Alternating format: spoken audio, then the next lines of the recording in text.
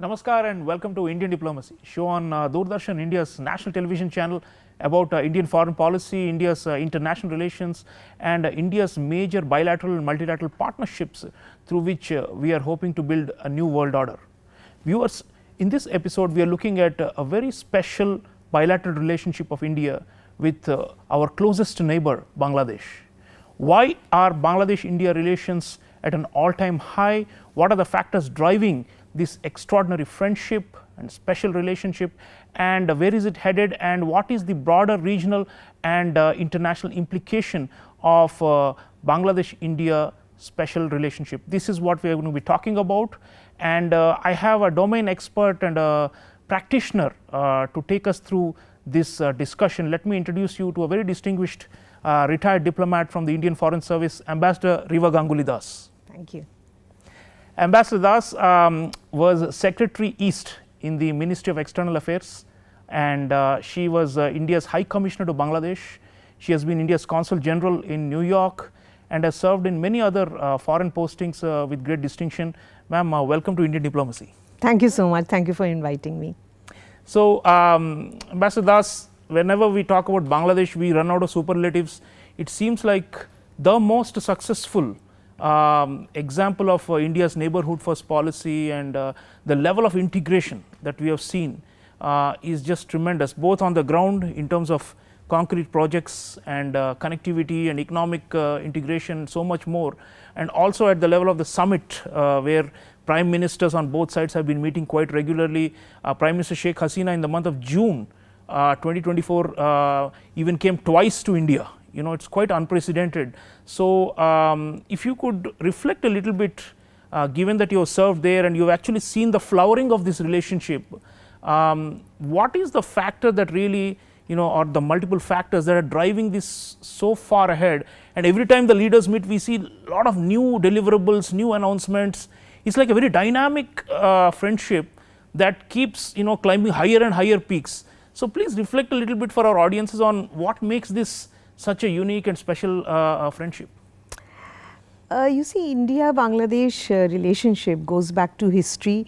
Our links are civilizational, very strong cultural people-to-people links. We share a language, Bangla language. And I think the Bangladesh's own birth, the 1971 Liberation War, where you know, as the friendly force, as we call Maitri Bahini, the Indian Army's role there, the BSF's role is well recognized. So, we are very close neighbors, we share a very long border, and that is perhaps one of the major reasons. Before partition, it was an integrated whole, it was an economic whole, and in fact, you know, this was one of the most prosperous regions in pre-partition India. You've seen the very strong relationship that our leaders have.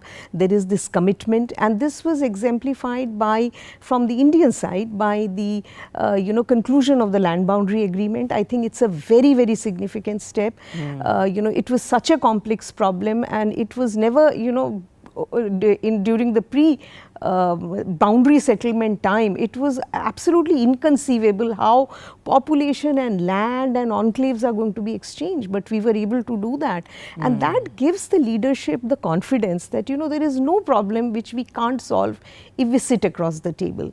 Likewise, on the side of Bangladesh, the flushing out of insurgents from their soil, and Prime Minister Sheikh Hasina's commitment that, you know, the no tolerance to terrorism.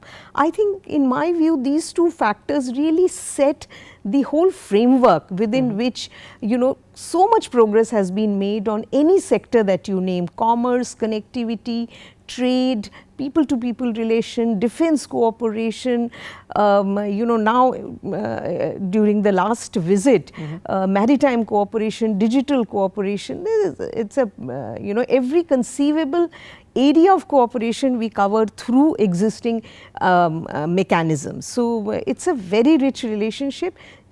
which is in keeping with the closeness that we have. And this has happened because we've been able to resolve a lot of outstanding issues, not to forget the maritime boundary issue also. India has accepted the ruling, the arbitration ruling, and even though it did meet our expectation.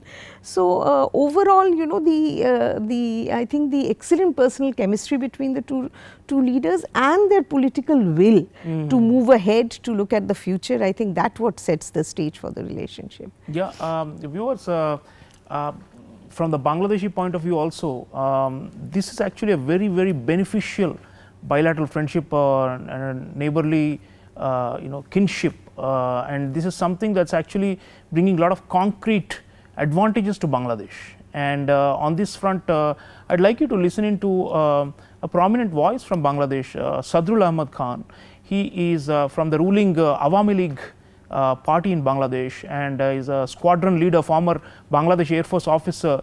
Let's hear him talking about why India is so special from a Bangladeshi point of view. Let's watch this video and continue the discussion. Bharat and Bangladesh are true friends, trusted neighbors, and valued partners. Bharat and Bangladesh has bilateral relations for more than 50 years, but the progress we have seen in last decade is unprecedented. Prime Minister Narendra Modi and Prime Minister Sheikh Hasina has shown the priority of understanding, and the results are big projects like coastal surveillance radar, energy corridor, friendship pipeline, Motri power plant, inland waterway, cross-border railway line, and so on. Bilateral ties are so high that almost no domains remain untouched. Security, trade, transit, connectivity, cultural exchange, and diverse range of engagements. For geographical, cultural, and economic cooperation, people-to-people contact of both the countries are intense. Bharat receives highest number of medical patients and tourists from Bangladesh. On the other hand, thousands of Bharati people are working in RMG sectors, developing both the economies. Bangladesh import capital machinery and raw materials for our RMG sector. For nearest geographical location, Bharat is the first choice for Bangladeshi businessmen for trading. Less tariff, less freight charge, less time for goods delivery. These are the unique advantages. One can open LC in the morning and receive his goods in the evening. We appreciate Bharat for standing beside Bangladesh in 1971 and during COVID-19 pandemic. In 1971, we received food, shelters, arms, and ammunition from Bharat. Bharatiya soldiers laid their life for our independence. During COVID-19 pandemic, we received vaccine, oxygen, PPE, and other life-saving equipment from Bharat. Our Prime Minister Sheikh Hasina was honored to be the first head of foreign country to visit Bharat on bilateral meeting with new government. This visit underlines the significance of diplomatic value of Bharat and Bangladesh accord for each other. This is also a strong signal of political unity. So viewers, Sadrul Ahmed Khan of the Awami League saying that there is political unity between Bangladesh and India, and that's a big phrase, ambassadors. The trust that has been built up, you said that we removed a lot of obstacles, and the Bangladeshis are saying that there is almost a sense of unity. It's while there are two sovereign states, it looks like they have overcome a lot of barriers, and there is a deep reservoir of this goodwill on both sides, and that is driving it forward. Our Bangladeshi guest was also talking about the trade and the volumes that have been going up. It almost touched $20 billion. So the bilateral commerce and the convenience that he's talking about, just geography, should be ultimately determining who you should be trading with, given the shortest distance and the transportation ease and all those things. And on that count, Ambassadors, a lot of new initiatives are continuously being announced. So if you could talk a little bit about Prime Minister Sheikh Hasina's visit and the new initiatives that were also mentioned briefly in the video statement by our Bangladeshi friend. What is it that, how much have we made progress in terms of removing barriers, and how much further can we go? Well, during the visit of Prime Minister Sheikh Hasina was extremely significant, both in terms of, the symbolism of the visit being the first state visit that the new government of India received, and in terms of her visit also, this is the first bilateral visit she has done since the January election. So, you know, very significant. And if you look at the outcome of the visit, you find that it is really a visit. It has been designed to pave the way for a futuristic partnership, which means the two leaders are actually talking about how they will shape the future, and they have both taken over power just recently. So this is a very significant visit in that way. And if you see, there are these three C's embedded in it: cooperation, connectivity and commerce. And besides the futuristic partnership, there are two significant documents which I mentioned earlier also about the digital partnership and the green partnership. The other cluster which in my view is very important is maritime cooperation. So the MOU on blue economy and maritime cooperation has been renewed. There is a new one on oceanographic research. And Bangladesh has joined as a co-lead in one of the pillars of Indo-Pacific Oceans Initiative, the disaster risk management pillar. So, maritime is another very important field. The announcement that the satellite is going to be developed by two countries jointly is another very significant development. In any case, we are working together in nuclear technologies also. Health, as you saw, medical tourism, health is also there. And it's a new relationship. It's a relationship which is going to significantly develop, also because it was announced that SEPA negotiations will start soon. This is the free trade agreement. The SEPA is extremely important because as of now, trade was working through the SAFTA structure. Now that Bangladesh is going to graduate to developing country status, so SEPA is extremely essential.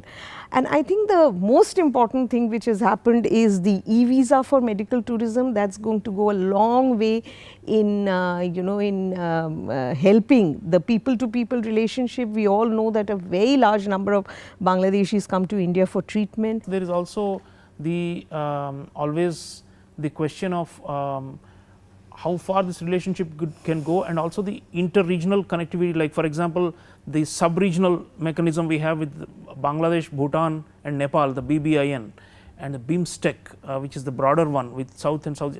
All of those, if you look at the geography and the size and the demography, the Bangladesh is very pivotal player in this, right? So for our broader Act East policy to come to fruition, it seems like this is the linchpin, and if this doesn't work, then our entire thing collapses, right? So I think that's one more reason, and Prime Minister Modi and Prime Minister Sheikh Hasina were also talking about this aspect, about the regional aspect. So how have we built that network? I mean, how have we brought in other countries based on the Bangladesh India, which is maybe like the nucleus, and around it now others are also coming through. Even countries as far off as Japan are now keen on investing in this industrial corridor and value chains linking Bangladesh and India in the whole Bay of Bengal region. So if you could talk a little bit about the broader ramifications of this, already flourishing bilateral partnership, but it's not limited to bilateral, it is strategic because it's impacting the whole region. It's actually, you're very right. I think it's a sub-regional cooperation which is developing, and I know sometimes we feel that this has moved very slowly, but we have to be patient on these issues, because you have to keep in mind the history of these of the entire region. And it is very significant that now Bangladesh will be purchasing 40 megawatts of electricity from Nepal through Indian grid, transiting through India, India, extremely important step. The railway link that has been announced, Darshana Gede up to Chilahati, Haldibari, that will go up to Bhutan eventually when that part is operationalized. So, another sub-regional connectivity. BBIN agreement protocol are all ready for signature. It is going through the process. So, between Nepal, Bhutan, India, Bangladesh, we actually see connectivity working out. Yes.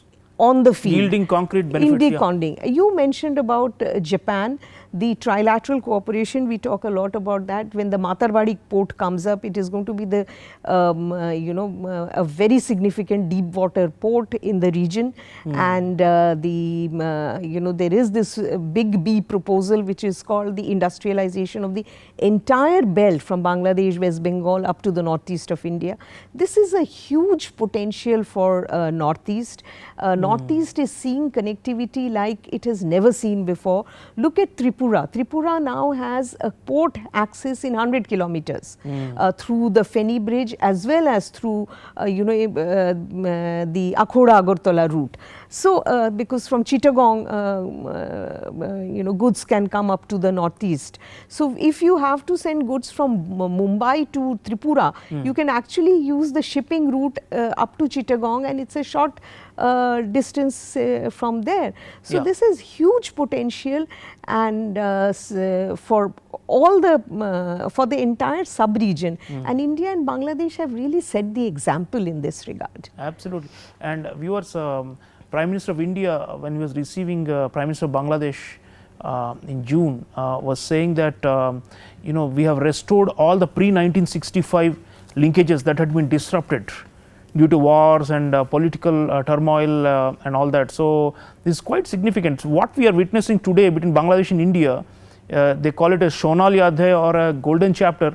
It is not rhetoric, because as Ambassador Riva Ganguly Das is telling us, there are so many things that we are doing on the ground. It's a very proactive kind of friendship. It's we are not sitting back on Liberation War and 1971 and those successes. We are actually renewing and reinforcing these linkages and mutual benefits every passing year. On this point, viewers, it's not only economic. I also want you to think about the broader geopolitical ramifications of Bangladesh-India closeness. And Prime Minister of India, Narendra Modi, recently spoke about our shared vision for Indian Ocean and Indo-Pacific and beyond.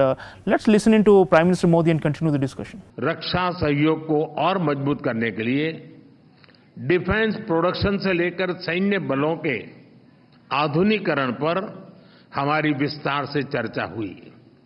हमने counter terrorism, कट्टरवाद और border के शांतिपूर्ण प्रबंधन पर अपनी सहभागिता को मजबूत करने का निश्चय किया है। इंडियन ओशन क्षेत्र के लिए हमारी विजन समान है। इंडो पैसिफिक ओशन इनिशिएटिव्स में शामिल होने के लिए बांग्लादेश के निर्णय का हम स्वागत करते हैं। हम बिम्स्टेक सहित अन्य रीजनल और अंतर्राष्ट्रीय फोरम पर भी अपना सहयोग जारी रखेंगे। बांग्लादेश भारत का सबसे बड़ा डेवलपमेंट पार्टनर है और बांग्लादेश के साथ अपने संबंधों को हम अत्यधिक प्राथमिकता देते हैं। मैं बंगबंधु के स्थिर, समृद्ध और प्रगतिशील बांग्लादेश के विजन को साकार करने में भारत की प्रतिबद्धता को दोहराता हूं। 2026 में बांग्लादेश डेवलपिंग कंट्री बनने जा रहा है। सोनार बांग्ला को नेतृत्व देने के लिए मैं प्रधानमंत्री शेख हसीना जी का अभिनंदन करता हूं। मुझे पूरा विश्वास है कि हम साथ मिलकर विकसित भारत 2047 और स्मार्ट बांग्लादेश 2041 के संकल्पों को सिद्धि तक ले जाएंगे। So viewers, Prime Minister of India actually laying long-term goalposts, 2041 Smart Bangladesh, which is 70 years of Bangladesh, and 2047 developed India. These are the goals set by the two governments of both countries, and we are working towards those goals, and through mutual benefit. Coming back to Ambassador Riva Ganguly Das, Ambassador Das, what is interesting here are the security dimensions and the geopolitical dimension that Prime Minister referred to. And sometimes people tend to downplay this and only focus on the economic, but this is quite significant, isn't it? The Indo-Pacific, Bangladesh has announced an Indo-Pacific outlook, and there are concerns about the role of China in Bangladesh and in this region. And sometimes people say that Bangladesh is playing off India against China and getting benefits from both sides, and there are all kinds of interpretations of Bangladesh foreign policy. So as an observer and as a practitioner, the way you have seen it, how much should we be concerned about the China factor in Bangladesh, and what has Bangladesh done to balance that and to make sure that our concerns are respected?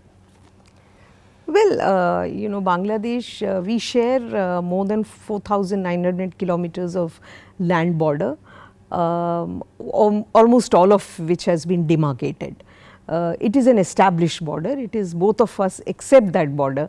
A lot of the border is already fenced. We have done our, we have also earmarked, we have accepted, as I mentioned, the arbitration, and we have a confirmed maritime border also. So given the fact that Bangladesh is surrounded by India from all sides, naturally there is a large security concern, and China's presence in Bangladesh and in the aggressive manner in which it is pushing its various projects forward should be a cause of concern. And but in a way our relations stand in a very different footing. Conventional wisdom is that for a small country, usually they don't want to get caught up in big power politics, and they generally get sucked into it, and are put in a difficult situation. Bangladesh actually in a way defies that conventional wisdom, because Bangladesh has done its politics, its diplomacy is based on their Sheikh Mujibur Rahman's dictum of friendship to all and malice to none. So that they have worked very well, and I was also listening to Prime Minister Sheikh Hasina's press conference after she went back from India, and she had again mentioned that we are not leaning either way here or there. Bangladesh is very, very strategically located in the Bay of Bengal region. With their outlook on Indo-Pacific, they have given a very clear message, the kind of role they want to play, and their expectations also, the economic expectations that they have. So I think while China's presence there and the big mega projects that they are doing should be a cause of concern, our relationship is at a different level altogether. We should never forget the fact that China did not recognize Bangladesh for 4 years after its independence. It was only after Sheikh Mujib was assassinated and Pakistan recognized Bangladesh that China recognized Bangladesh. It has repeatedly used its veto power to deny them a seat, to deny them a membership of the United Nations. So this is the history of China-Bangladesh relations. So the relation that we have and the relation that Bangladesh has with China cannot be compared, but definitely the inroads that they are making and the kind of projects that they're doing is a cause of concern. Right. And ma'am, when we talk of great powers, you cannot leave the US out. And the US has become a kind of like a big political football inside Bangladesh. It's a very controversial issue and all that. And sometimes I find it puzzling that even though India and the US are part of the Quad and we are supposed to share this free and open Indo-Pacific vision, somehow when it comes to Bangladesh, we are not able to coordinate. And technically speaking, neither the US nor India wants Chinese influence, and we should be working jointly to push back the Chinese influence. But the US seems to be in a different planet altogether, and we have often been even publicly expressed disappointment with the American approach to Bangladesh. So how can we fix this problem? Because ideally we need India-US cooperating to shore up this region, the Bay of Bengal, but we seem to be on different sides and not really coordinating as much as we should be. Well, US's position, especially in the lead up to the election, and also, has baffled many because as such US and Bangladesh cooperate on a large number of areas. They have a close relationship, and they do have a cooperative relationship. There is a lot of a large number of Bangladeshis go to study in the US. There is a large diaspora. Look at the number of visits that take place. I mean, in the last several years there has been a plethora of visits from the United States to Bangladesh. The previous foreign minister met Secretary of State. He made a visit to Washington. So, the pressure, the pressure on democracy and human rights is something which, I think baffled most observers. Yeah, because there are parts of the world where the US has no such moral compulsions and they are happy to align with authoritarian states. So, what are they talking about here? I am not able to understand why this selective morality, Absolutely, and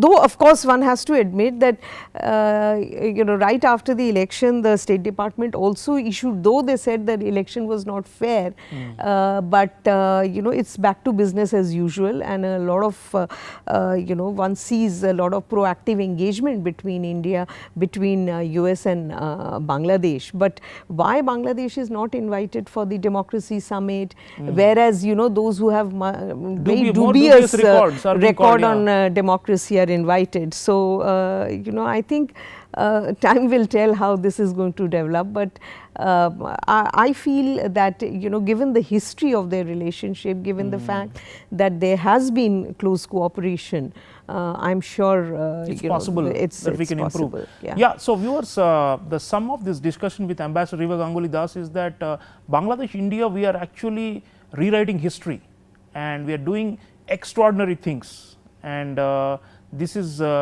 not just a bombastic claim, but something that is seen and visible in the water, on the land, and across the region. So, the foresight of the leaderships on both sides, and also the involvement of the people at the level of heart to heart has been key to make this such a successful neighborhood policy with Bangladesh at the center for India. But there are new horizons, new areas which we are continuing to push, but also concerns about the role of extra regional players, and also the big question of how we can better coordinate with our strategic partners in order to make sure that Bangladesh remains stable and balanced. So, lot of work that needs to be done, but it is undoubtedly one of the greatest success stories of Indian foreign policy, especially in the last 1 decade. Let me thank Ambassador Riva Ganguly Das for such valuable insights. Thank you, ma'am. Thank you for being on the show. Thank you so much for inviting me. Thank you.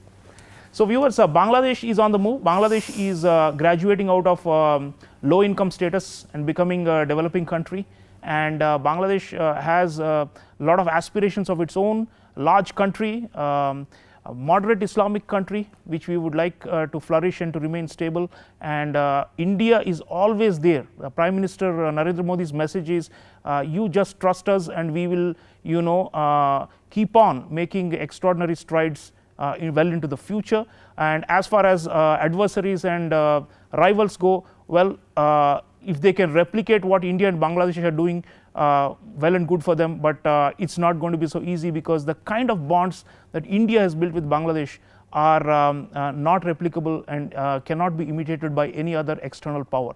Thank you for watching, and let's keep an eye on Bangladesh-India special friendship. I'll see you again next time. Until then, take care.